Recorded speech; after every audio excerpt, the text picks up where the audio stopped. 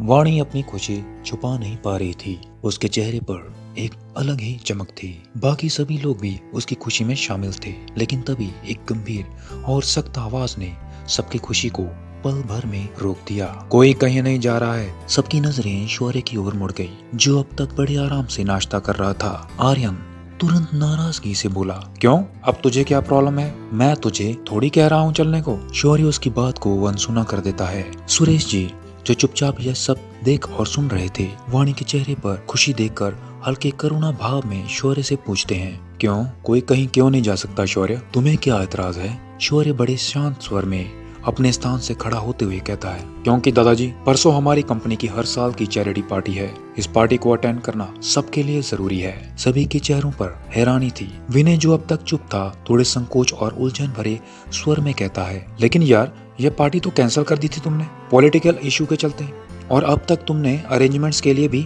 कोई जानकारी नहीं दी। यह अचानक से कैसे? शौर्य लापरवाह अंदाज में जवाब देता है, अब तक अरेंजमेंट्स नहीं हुई तो अब हो जाएंगी। पार्टी परसों है, सो बी रेडी। सभी एक दूसरे को असमंजस भरी निगाहों से देखने लगे। वाणी की खुशी थोड़ी धुंधली हो गई थी। सुरेश जी ने एक गहरी सांस ली, मानो वह शौर्य के इस फैसले के पीछे का कारण समझने की कोशिश कर रहे हों। आर्यन की भौहें चढ़ गईं और वो गुस्से में शौर्य को घूरने लगा। विनय अब भी सोच में डूबा हुआ था, लेकिन शौर्य का आत्मविश्वास और शक्ति हर किसी को चुप करा गया। शौर्य का अचानक वहाँ से उठकर चले जाना सभी को हैरान कर गया। उसकी सख्त आवाज और बिना किसी एक्सप्लेनेशन के छोड़ी गई बात ने माहौल को और भी भारी कर दिया। विनय ने झुंझलाते हुए कहा, यह आदमी हर वक्त अपने मन की करता है, कब क्या कर जाए किसी को पता नहीं चलता। वो सभी को देखते हुए आगे बोला, मैं भी निकलता हूँ, अब मुझे भी काफी सारी तैयारियां करनी है, बाय। और तेज कदमों से वहाँ से चला गया। आर्यन ने वाणी की ओर निराशा भरे अंदाज में देखते हुए मजाक में कहा, योर हस्बैंड, और बिना किसी जवाब का इंतजार किए वह भी वहाँ से निकल गया।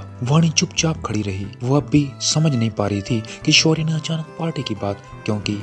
उसके चेहरे पर उलझन साफ झलक रही थी। इस बीच ओबेरॉय इंडस्ट्रीज में शौर्य अपने केबिन में पहुंच चुका था। आते ही उसने तेजी से इंटरकॉम उठाया और विकास को तुरंत बुलाया। विकास जल्दबाजी में उसके केबिन में दाखिल हुआ। शौर्य ने एक फाइल उसकी ओर बढ़ाते हुए कहा, विकास, इसमें सारी इन्फॉर्मेशन है। परसों हर साल की तरह चैरिटी पार्टी है। विनय और बाकी टीम के साथ मिलकर तैयारी कर लो। विकास शौर्य की बात सुनकर चौंक गया। वो एक पल के लिए सोचने लगा कि कहीं उसने गलत सुना हो। वो अपनी बात कंफर्म करने के लिए बोला, बॉस, चैरिटी पार्टी, वो भी परसों? शौर्य ने अपनी नजरें उठाकर विकास की ओर देखा और एक आईब्रो उचकाते हुए सख्ती से कहा, हाँ, तो कोई प्रॉब्लम है? विकास शौर्य की नजरों से घबराकर बुदबुदाया, हाँ, नहीं, मेरा मतलब है बॉस, इतनी जल्दी तैयारी कैसे होगी? और आपने तो ये पार्टी कैंसिल कर दी थी ना? तो अब विकास के सवाल सुनते ही शौर्य का गुस्सा फूट पड़ा। उसने कड़क आवाज में कहा, जब मैं कह रहा हूँ पार्टी होगी तो होगी, अगर तुमसे नहीं हो पाएगा तो अपनी नई नौकरी ढूंढ लो।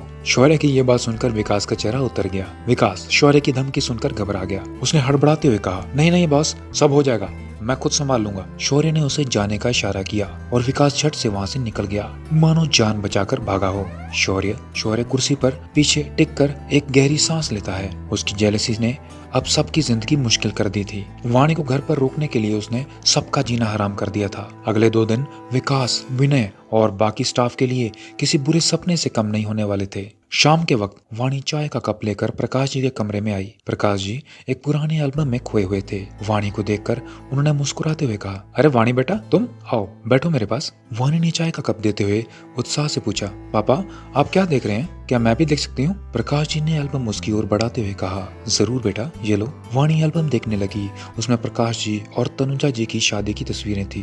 तनुजा जी बहुत सुंदर लग रही थी। प्रकाश जी खुशी खुशी हर फोटो से जुड़ी यादें साझा करने लगे। एल्बम के पन्नों पर शौर्य की बचपन की तस्वीरें भी थी, जिसमें वो अपनी माँ के साथ बहुत प्यारा और नटखट लग रहा था। शौर्य बचपन में बहुत शरारती था। प्रकाश जी हंसते हुए बोले। वाणी भी मुस्कुराकर उनकी बातें सुनने लगी, लेकिन जैसे ही एल्बम के आखिरी पन्नों पर पहुंची, उसके चेहरे के भाव बदल गए। ये तनुजा जी की गोद भराई की तस्वीरें थी। प्रकाश जी ने गहरी सांस ली। इस समय ईशान उनके पेट में था। उन्होंने दर्द भरे स्वर में कहा। ईशान का जिक्र आते ही प्रकाश जी की आंखों में उदासी छा गई। उनकी आवाज धीमी हो गई और वाणी ने उनकी दर्द भरी यादों को महसूस किया। वाणी अपने विचारों में उलझी हुई थी। वो प्रकाश जी की भावनाओं और शौर्य ईशान के बीच की दूरी को लेकर चिंतित थी। वो जानती थी कि प्रकाश जी अपने बेटों से नफरत नहीं करते, लेकिन अतीत के गहरे जख्म उन्हें हर बार कमजोर कर देते थे। वाणी की सोच यह भी कह रही थी कि ईशान, जो बाहर से हमेशा खुश दिखता है, अंदर से टूट रहा है। यह परिवार की खामोश दीवारें थीं जिनमें कई कहानियां छिपी थीं।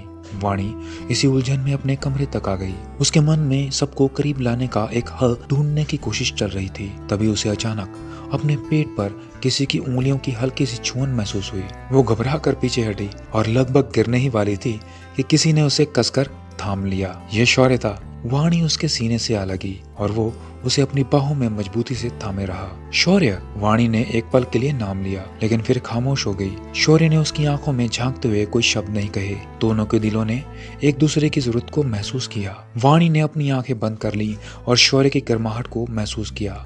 इस पल में शब्दों की कोई जरूरत नहीं थी।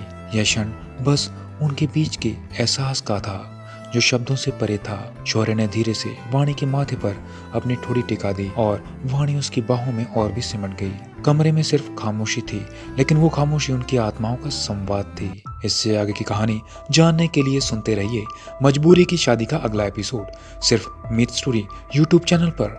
अगला एपिसोड सुनने के लिए मिथ स्टोरी चैनल को अभी सब्सक्राइब कीजिए।